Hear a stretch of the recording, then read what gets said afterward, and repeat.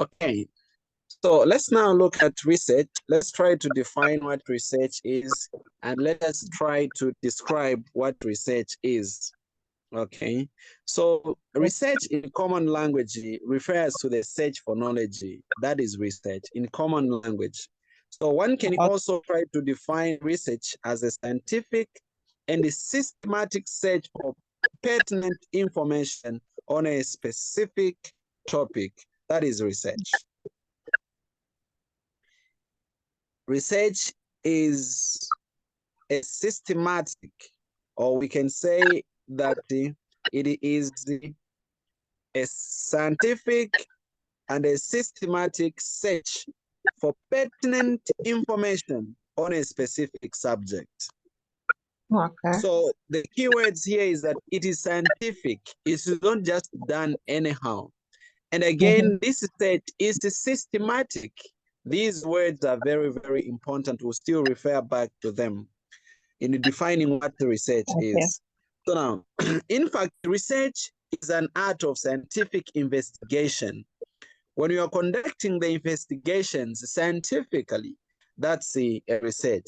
So a careful investigation, an inquiry, especially through search for new facts, underline the word new, the new facts in any branch of knowledge. As long as you are looking for the new facts in any branch of knowledge, that is research. So it is about advancing the frontiers of what? The frontiers of knowledge, trying to make sure that there is an increase in knowledge. You know, some people consider research as just a movement, or let's say a movement from the known to the unknown. Okay, that is what other people consider research. They consider it as a movement. We're trying to move from what we know to what we don't know. We always start from what we know. We're going to what we don't know. It is actually a voyage of discovery, and we all propose, and actually, this research is just more like a journey that we take, discover the new things. Now, the inquisitiveness is the mother of all knowledge, and the method which man employs for obtaining the knowledge of whatever the unknown is can be termed as research. So you remain so inquisitive. You remain to be a being that is questioning, at least question everything. Be there to look out for answers. When you are questioning and everything, that same inquisitiveness, it is what is going to lead or help you to find out the new things. And that is what is known as research. So you can see now what I'm trying to share with you. This is the knowledge. Let's say this is the knowledge in any course of study. And you've seen these are 1990s. People knew only few things. In the 1950s, there was an increase. And you can see in 2020, we are here. There is this increase. And where we are going now, this is research. Research is there to increase the output so that we can cover this area, we can know much. So what we know is increasing as we keep on researching with passage of time. Okay. So research actually is an academic activity, and as such, the term should be used in a technical sense. You don't just say use the word research anyhow. It is an academic activity. And for that reason, I repeat, the term should be used in a technical sense. Okay. So in research, what we do mainly, we define what problems are, we formulate a hypothesis, and we suggest the solutions. We collect the data, we organize and evaluate that same data. We make inferences or deductions, and then we reach to the inferences, which are the conclusions. You know, after drawing all that data, analyzing the data, then we make what? Conclusions. That's what research is all about. Okay. Now, what are some of the motivations to research? Why are people researching? What do you think could be the reason as to why people research? So number one, you see that others, they research because they have a desire to get a research degree along with its consequential benefits. Usually you cannot graduate at these any higher level of education without researching. At least you have to, it's one of the requirements that you have to do. I remember conducting those researches during our time, and still do conduct research, and still train people now in researching. So sometimes, we research because we have a desire to get some intellectual joy of doing some creative work. Sometimes it's just a good thing to say, it is Chite who discovered this, right? To be mentioned, that it's you. Yeah. So people research just for that. And others, they research for service, to society. When there is some time when maybe there is a problem and you are commissioned to look for answers to the problems, then researchers now go on the ground to dig deep and find solutions to the problem, so that at the end of it all, they can publish them. That is very, very important. So people research, and those are some of the motivations to research. Okay. Now, about research, we have said that research is supposed to be a scientific method, right? Yes. It should be done scientifically. It has to be done scientifically. But we cannot define a scientific research if we do not know what a science is. We have said the research has to be scientific. What do you really understand by science? Okay, what is a science? To others, a science refers to difficult high school or college level courses such as physics, chemistry, biology, among others. Those you say, okay, only maybe the brightest students do those, and we say that is a science, right? That is what others think a science is. Okay.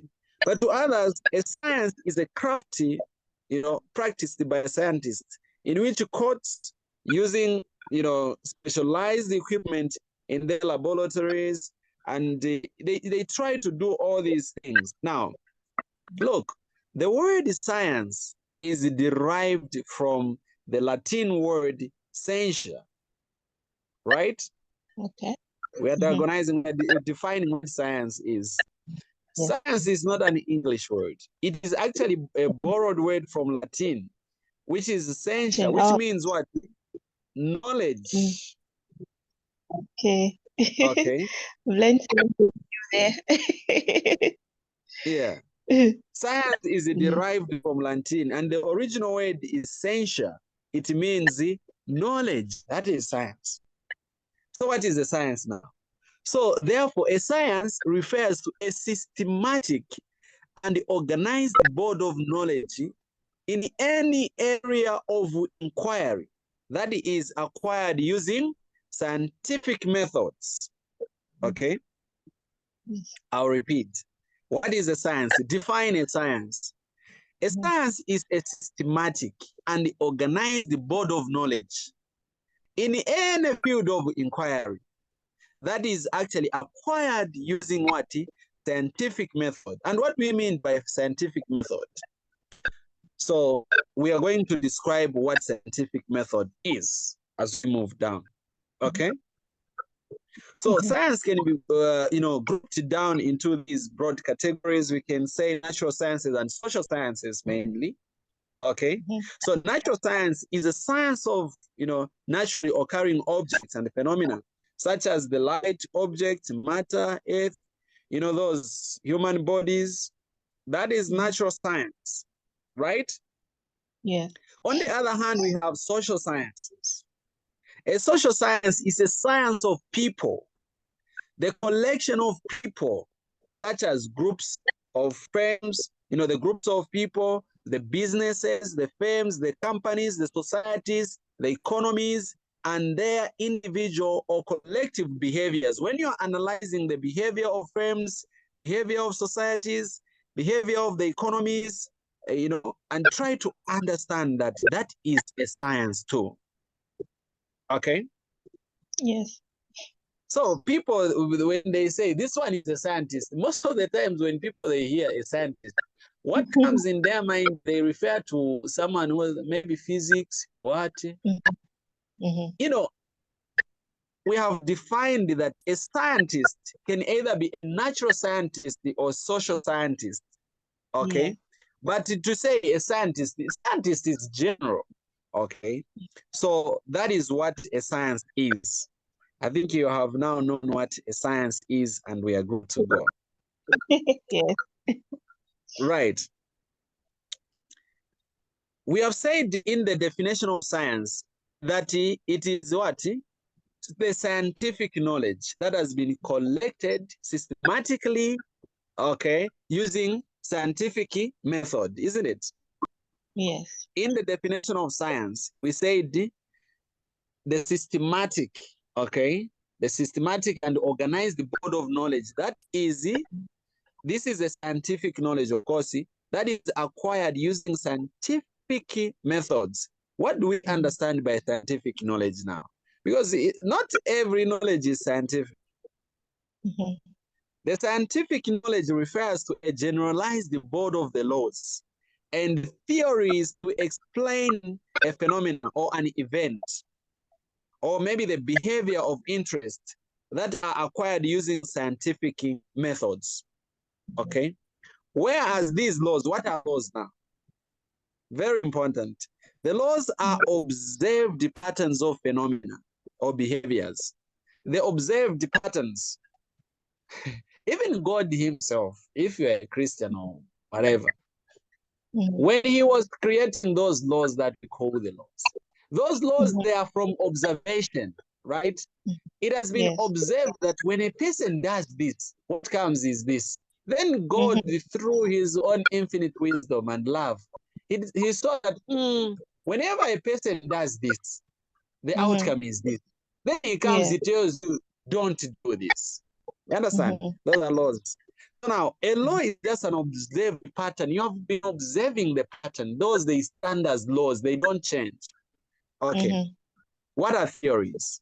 The theories are systematic explanations of the underlying event or underlying behavior. So those systematic explanations are they that we call the theories. Any question? Yeah, no. Now scientific method defines. Right. We said this knowledge, it should be scientific. I've defined what a scientific knowledge, isn't it? Is. Yes.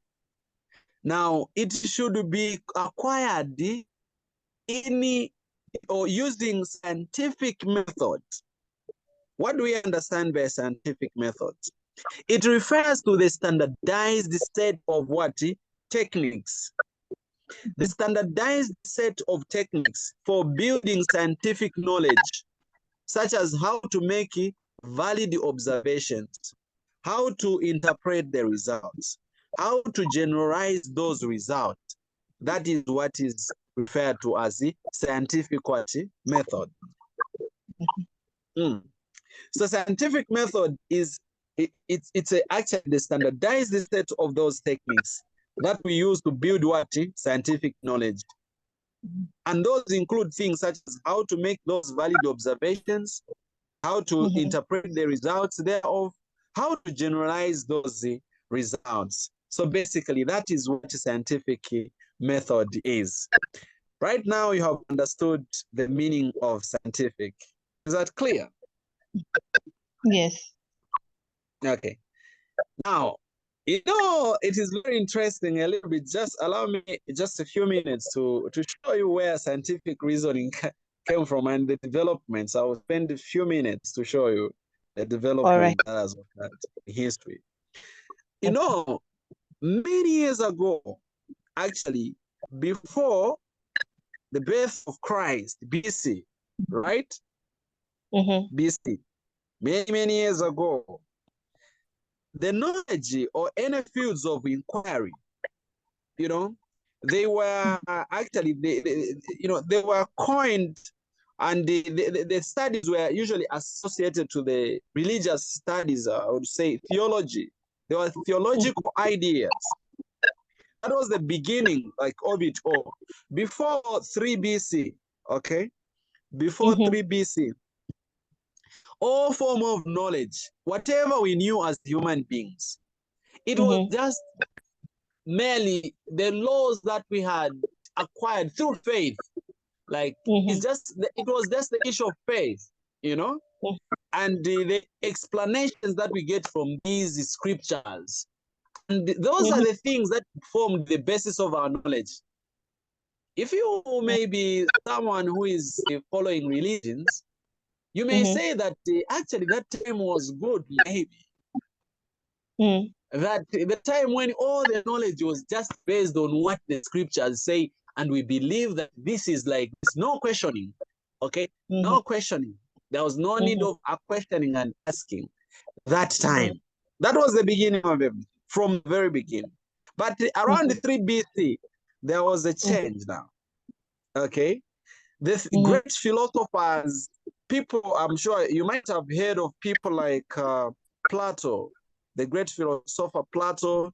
You've heard of people like Aristotle, the great.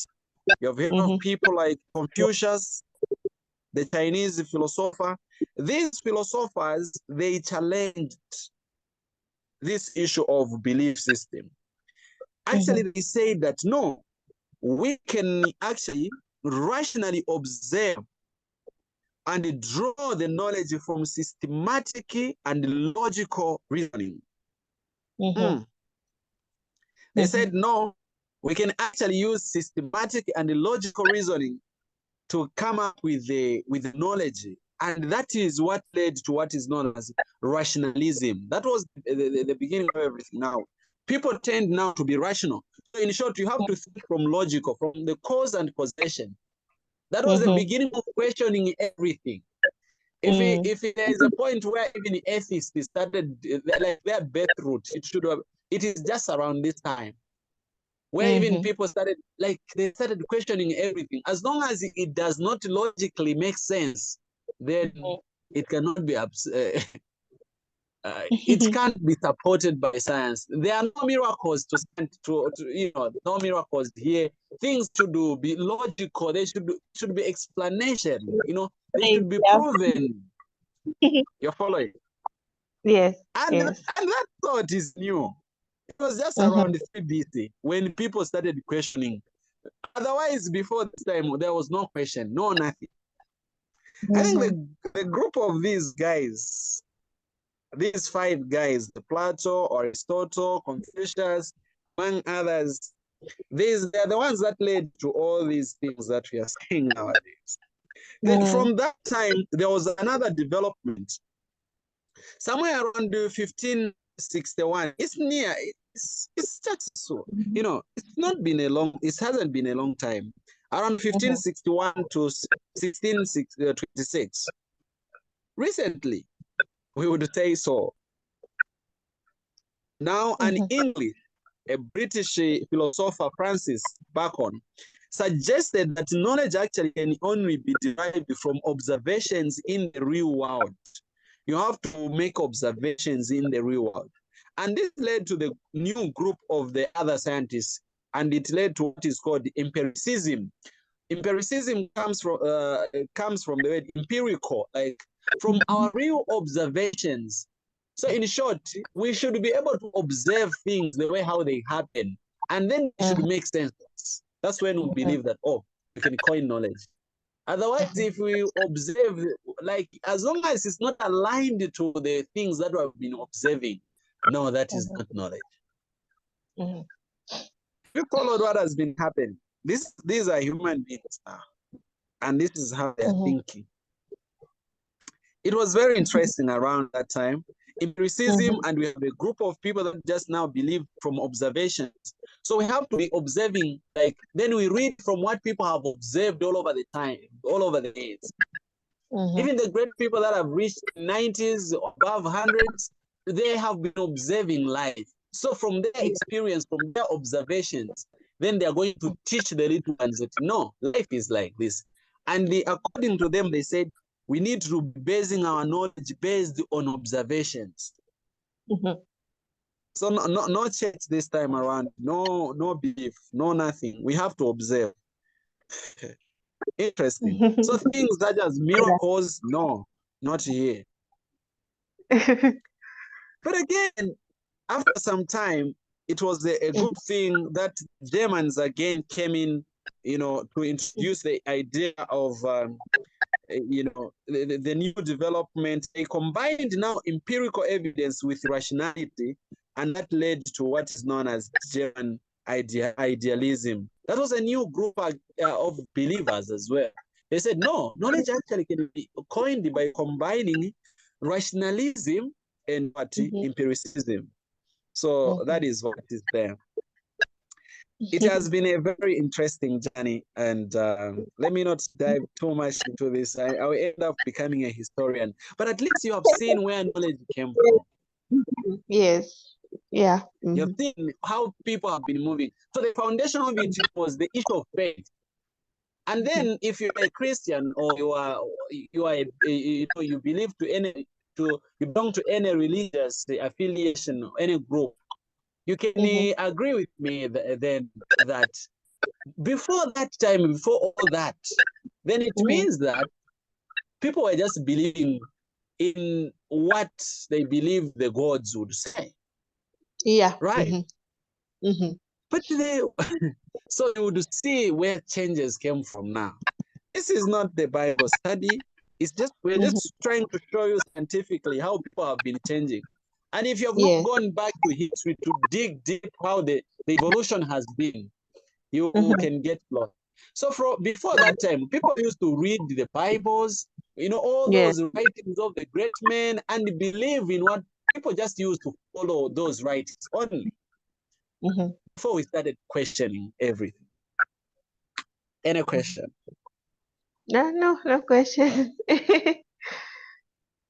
It's a very interesting conversation.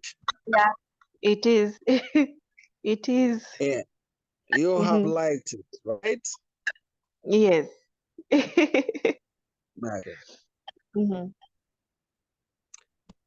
So, coupling notes of your lecturer, it's very important to speak to them.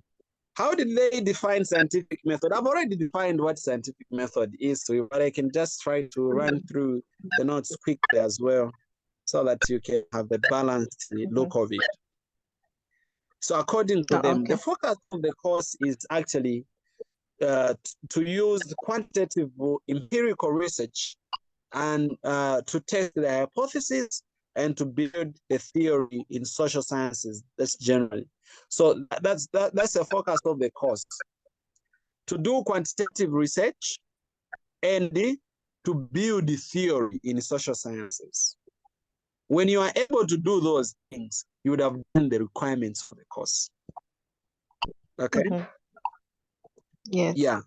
So science as a method does rely on both logic as captured by theory and empirical observation of the world. This is to determine whether the theory we have developed conforms to what we actually observe. Okay? So most of the times we seek to explain the world with our theories, and we test our theories by deducing and testing the hypothesis, of which they will teach you how to do this one. It's part of the things where we're going. Yeah. Okay. So when a working hypothesis is supported, which is the existing information, then we have more confidence in our theory. Now, when the null hypothesis is supported, it determines our proposed theory. You may not understand what a hypothesis is. Let me give you a practical example so that you don't memorize these things. Look, if I came, I told you that the average age, on average, the first year students are 19 years old. You get that? In a university, and then I published this in writing. Someone who has never been to that university, as long as they just read what I wrote there, they will say, yes, it is 19. Like, they will just believe what has been written, right? Until someone who is inquisitive comes and finds out, is this really true that these guys are 19 years old, right?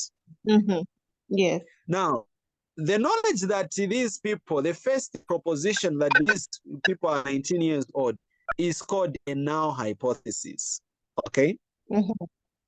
It is a hypothesis, it's a suggestion, a proposition. You propose that they are 19. Then someone will come and say, So to test this hypothesis, which is there, they will formulate what is known as an alternative hypothesis. Okay? The alternative hypothesis will be the opposite of this. They will say, no, these people actually, their age is not equal to what? It's not equal to 19, which means it can either be greater or equal to, or it can either be greater or less. So what they will do, they will collect the sample. Follow nice. They collect the sample. They ask maybe the student, they collect about 1,050 students and ask them, how old are you? How old are you? Then they calculate the mean age. If they find that the mean age is exactly 19, then they will fail to reject the null hypothesis. You're following? You fail to reject it, which means that you are agreeing with the existing statement that indeed it is true. But if you find that it is maybe 21, they will reject the what? The null hypothesis, meaning they're saying, no, this is not true. We'll show you scientifically how this is done. Obviously, you now have an idea of what a hypothesis is, right? Yes. Okay. So science seeks, a particular kind of knowledge, and it has certain bias. So when we are engaging in scientific research, we are usually interested in reaching what? Conclusions or the generalizations. And these generalizations should be logical. They should be empirically verified. Okay? They have to be verified. So the generalization that are, causal in nature, they are supposed to be causal in nature. Meaning we are most of the times as scientists interested in the causation, not just the correlation. Like what really causes what?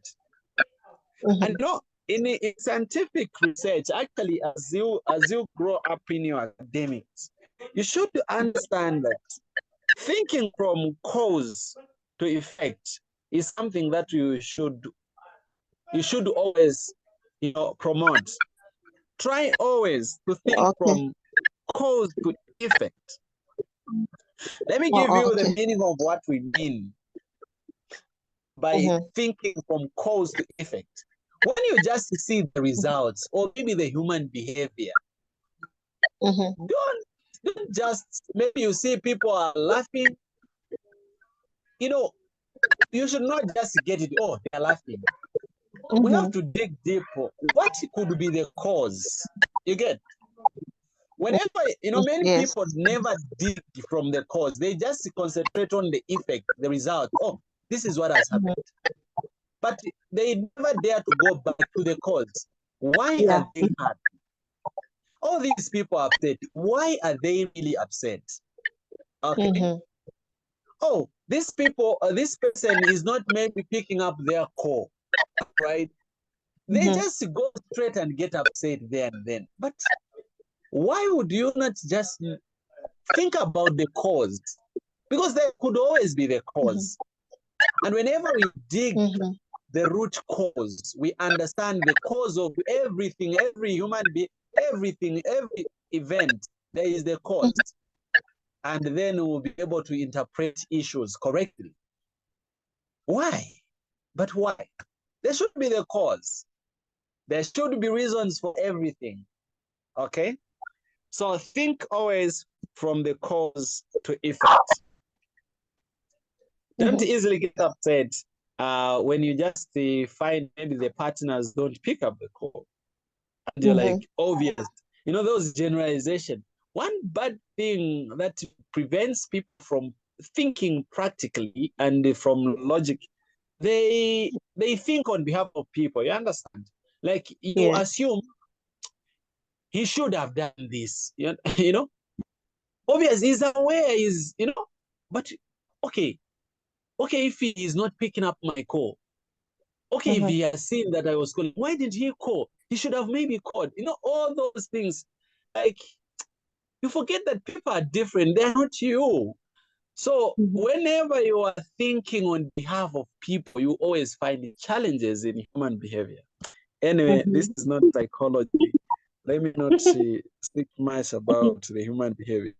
Scientific knowledge, it should be replicable. This is very important. As long as the knowledge is scientific, which means it should be repeated. Once someone does the same, repeats it in the same methods, same way how it was done by someone, they should get the similar results. That is what it means. Okay? Yeah. So the course is usually, this course is concerned with the connection between the theoretical claims and the empirical data. I already explained the difference between the theoretical part and the empirical data. The empirical one comes from evidence, from observations. So we'll teach you the regression analysis in the same course at some point where you learn to analyze these things properly. A theory now is broadly defined as a set of the interrelated propositions that seek to explain and sometimes predict an observed phenomena. That is what a theory is. Okay? What about the issue of coherency and internal consistency now? So the set of interrelated propositions that constitute a well-structured theory are based on concepts. We'll define what concepts are soon, okay? We'll define for you what concepts are. So what do we mean by coherency? With coherence, we mean that the identification of concepts and the specified relationships among them are logical, they are ordered, and they are integrated. That is what coherence means. It means that the identification of the concepts and the specified relationships among these concepts, they are logical, they are ordered, and they are super integrated. Okay, that is what that means. Now, with the issues of the concepts, a concept is a commonality across observed individual events. That is what a concept is. I repeat, a commonality across observed individual events or cases. You have been observing the individuals or the cases. After observing them, there is that commonality that you extract. It's called the concept. So concepts are the building blocks to understanding the world and to developing the theory that explains the world.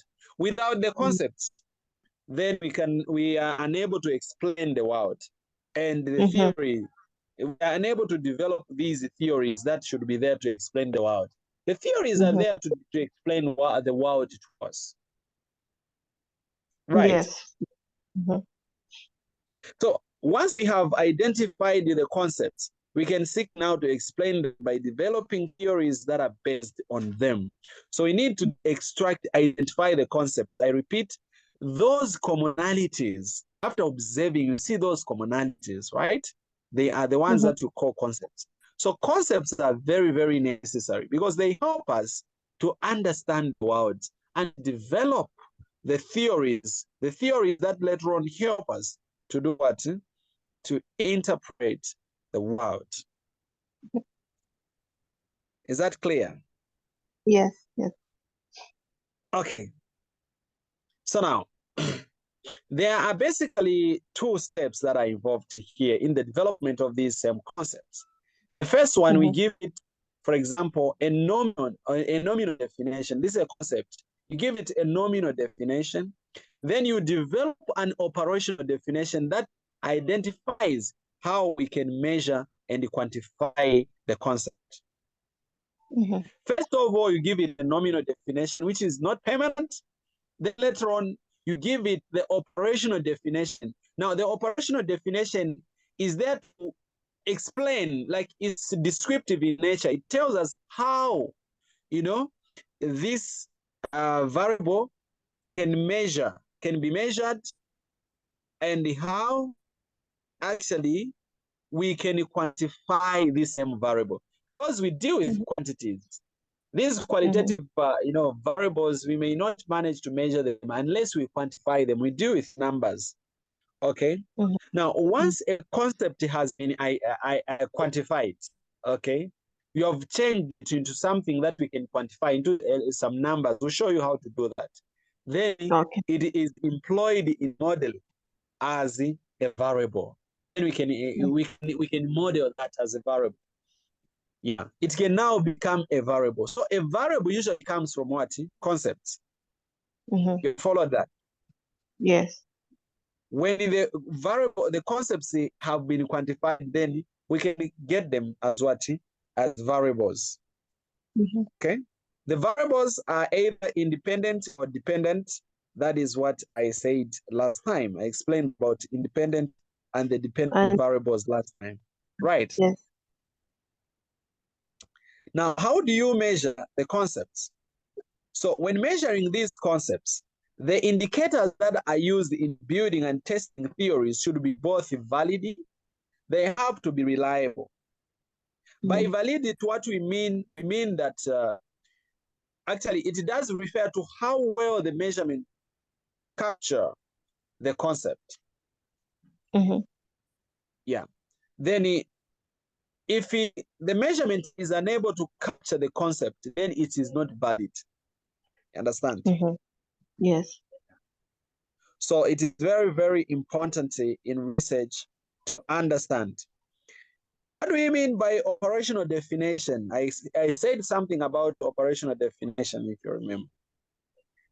By operational definition, this actually explains exactly what the researcher will do to assign a number for each subject, for each case.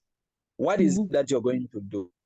Because the operational definition is just helping us to understand how we can quantify. So it tells us, and we'll show you how to do those things. These things are practical. Saying them like this theoretically, they may sound as if they are very strange. They are not. Okay. So usually that is what is happening. So you find that in research, you have those, there are those errors that are there, of course, when you are maybe collecting, of course, when you're collecting data, when you are doing your summarization, or when you are interpreting data, there are those errors that people can actually make. So now we need to test for reliability of the indicators that we have gotten of the concepts, right? Are they really reliable? Okay, that is very, very important. So that before we generalize, we have to find out, are these concepts that we have derived, are they really reliable? That is very, very important. Okay. Is there any question? No. Okay. So now, how do you measure these different kinds of concepts? The different kinds of concepts, they need to be measured. Okay. These measurements can be applied to different kinds of concepts. Okay. And they are actually four primary levels of measurements that we do. There is what we call the ratio one, the interval one, the ordinal, and the nominal one. So with the ratio scale, for a variable, let's say variable x, it takes, let's say, two variables, two values, x1 and x2. And the ratio scale will be that one where you divide, like x2 divided by x1, x1 divided by x2, or vice versa. Okay. So now, that is what the ratio scale does. Then with the interval scale, this one, the interval scale variable, it satisfies the last two properties of the ratio scale. Okay. What are some of the ratio scales? We have said that the variables of the ratio scale are that, number one, they are, they are arranged in ascending and descending order. Okay. Obviously. That is how they are done. So with the interval scale, they are also arranged in that same way. Okay. But usually they are not rational. They are not rational. Like there is no need of dividing, the variable, one variable into the other. That is with the interval. You don't do that. So it's just the range, let's say from maybe 2000 to 1995, that range of the years. So you capture the variable. They give us the interval, in short, the interval. Oh, okay. Practically that will be done. Ordinal scale. A variable belongs to this category only if it satisfies the third property of the ratio scale. That is natural ordering. So a variable can only be ordinal if it is, you can order it, okay? If it can be ordered. If there is no order, then the scale cannot be ordinal, okay? Otherwise, the ordinal scales, they really do satisfy most of the properties of the ratio scale. With the nominal variable, then the variables under the nominal scale, they have none of the features of the ratio scale. Very interesting. These variables are such of gender, male, female, the marital status. Like you can't do a ratio, you can't divide, like, the nominal scales. So these, they don't even have any feature of the rational scale, actually. So that is how they work. Okay. Now, in the next conversation, we will have time to look at the causation in nature.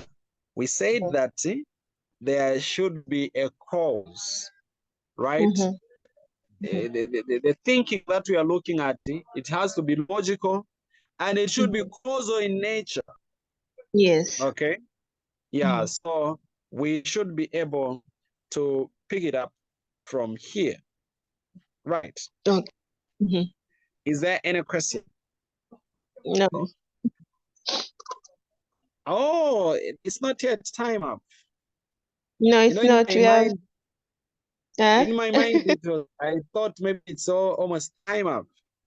No. We still have about a few minutes. We can reach the somewhere, since we still have a few minutes. Still okay. Yeah.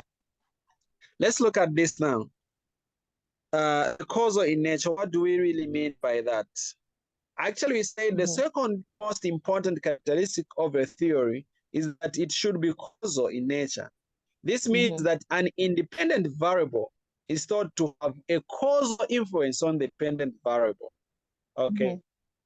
A theory should be in such a way that at least that independent variable, the influencing variable, should have an effect on the variable that you are influencing. You get? Yesterday, I gave you the examples of the variables that you can use to influence the salaries, right? Or earnings. Yes. Those variables, at least they should have an impact on the variable that you are determining. In that case, which is the salary or the earnings. Is that right? Yes. Okay. Now, what is the basis of causality in theories? Number one, time ordering is one of the causes of that. Okay. Time ordering, at least we also look, the aspect of time is very, very important as we are looking at the causation of that. And again, the covariation will show you how to calculate those things. Covariation is also very important. That is to say, the changes in the X variables are associated with the changes in Y. Okay? There should be association. We're looking at the basis of causality in theories. At least there should be association between X variable, which is those Y variables, like the variable that you are determining, those variables that are used to determine it, right? Yes. Like yesterday, those variables that are used to determine earnings and the earnings that we are determining. That's why. That there should be some correlation, there should be some association. Then the other property is non-spurious. By non-spuriousness, we mean that there is not a variable Z that causes both X and Y. Like there should not be no sense interpretation. You know, there are those times whereby the variable is not even impactive. It doesn't even have an impact. Like it doesn't influence what you are looking for. But the output gives you those spurious, results.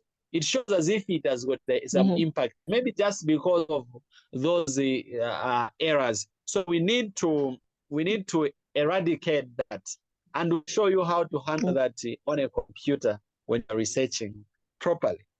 Okay, how to eradicate the spuriousness, how to make sure that there is no the research does not give us those results that do not make sense. Okay, we said that now there is need of making the generalization of testable hypothesis, right? We are going to be generalizing. Okay, so the third characteristic of a good theory is that these are characteristics of a good theory. It is that it should allow the researcher to generate testable hypotheses. If it is a good theory, people should be able to test it. A good theory should be testable. Yes. Yes. Yesterday I already said how we test the theories. If it cannot be tested, then it's not a good theory. So theory building is actually accomplished through testing of hypotheses that are derived from theory. So you have to test the different hypotheses as you're trying to build the new theory. You say, okay, we tried out to study that and that, but what we found out is that no, actually the output is this one. Things are like this. Then build a new theory. That is what this point means. Right. Right. Is there any question? No questions. There is no question. Right. So, these are some of the things that we need to look at. So basically, we conclude the lecture with the theories in social science. Okay. So the theories play very crucial role in the development of scientific knowledge. We have already said that without theories, actually means that without concepts, because we need concepts from what I explained. Concepts, they form what? Theories, isn't it? You need the theories to build the propositions. The propositions, they should give us the hypotheses. Then the hypothesis lead to the generalization. Then you make conclusions. Then the scientific knowledge has been derived. So it should move like that. So theories are very important. Theories, they provide a pattern for interpretation of data. Without theories, we cannot interpret data. Okay?